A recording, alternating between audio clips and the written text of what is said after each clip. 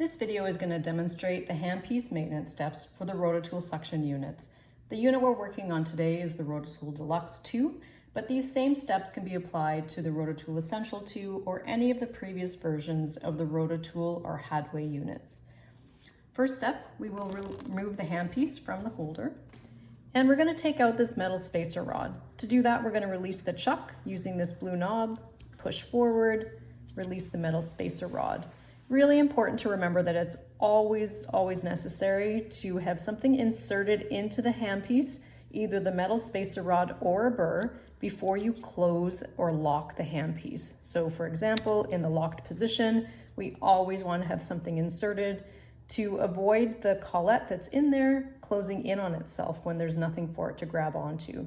So super important to keep this metal spacer rod or to have a spare burr handy that you can insert when you're not using the unit and when the handpiece is in this locked position. So again, we're going to push forward to release the chuck, remove that metal spacer rod. And what we're wanting to do is just clean out the end of this handpiece. So your unit will come with the tools that you see in front of us here. We have the spanner tool, which has a screwdriver end as well as a wrench end. And then we have the nut, which will allow you to secure the collet in place. And then our cleaning brush. It's also recommended to have a bottle of compressed air so that you can blow out any dust from the handpiece in order to keep it in tip-top shape. So we're going to start by using this spanner tool. We're going to use the wrench end to remove this metal cap. So we're just going to quickly put it on and rotate it a couple of times in order to remove this metal cap. This cap will get dust built up in it, so you can use the brush provided to clean out any dust buildup that's there.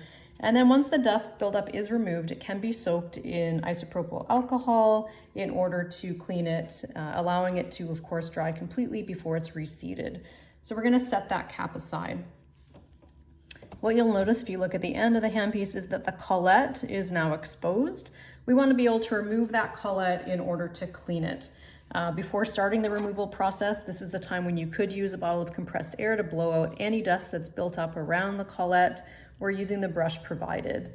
The brush can also be used to insert into the suction opening, the point suction, using both ends just to ensure any dust and debris is removed from that opening.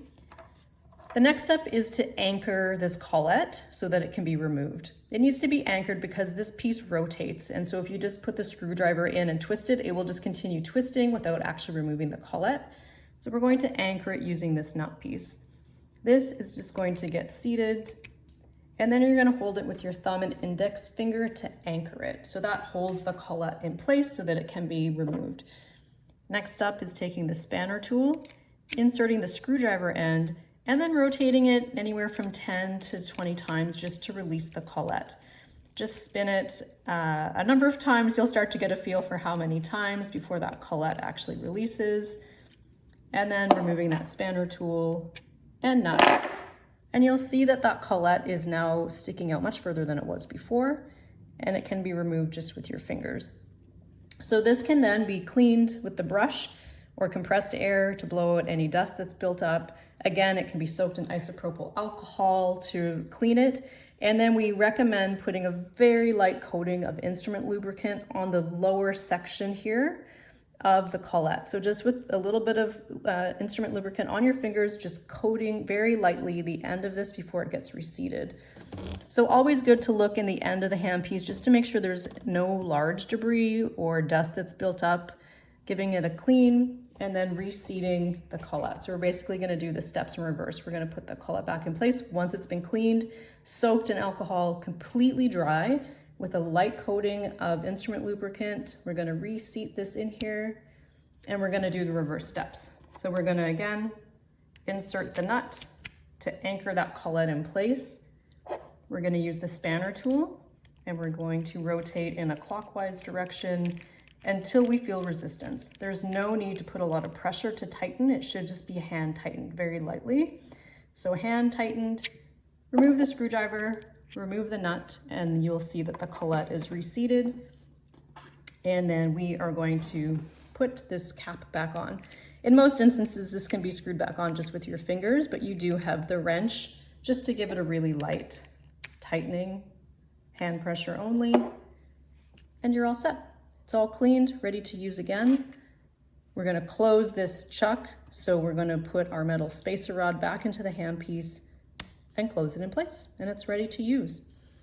I'll also show you where to access your filter bags. They are located on this side of the unit, so we're just going to move these out of the way. So this is your filter unit compartment here. It's a magnetic door, so easy to remove. It has 4 magnets on it. And then you're going to see that your filter bag is ready for you to take out. Very easy to remove it, just 2 fingers in there, pull it off. You'll see that you have your intake here. Always a good habit to check and make sure that there's nothing blocking this intake. If you see any debris there, remove it. You could also use your brush to clean any debris around the intake. And then at the back of this compartment, you'll see another filter. This is our control unit filter. This gets changed approximately every 200 hours of use. So just keeping an eye on that and tracking your usage, getting in the habit of replacing it every 3 to 6 months. So once 2 to 3 times a year is a good recommendation. You're just going to put that back in place. If you do notice a lot of buildup on that filter, it's definitely time to replace it. So certainly 200 hours is a recommendation, but as the user, it's good to visually monitor the filters and just make sure that they're changed before they get too much buildup. With the microfilter bags, it's recommended to change these every 50 hours of use. So really easy to reseat these back on. You just push the opening over the intake and you're ready to go. So every 50 hours of use, you're going to change this filter or before it gets 2/3 full. Again, we recommend that the user have a schedule in place for monitoring the filters and then having a schedule in place for changing the filters. Some users will decide to change the filters once a week, no matter what. Other practices will choose to use the filters until they're 2/3 full or 50 hours of use. To close the compartment, we're just going to put the magnetic door back on, and your Rotatool unit is ready to use.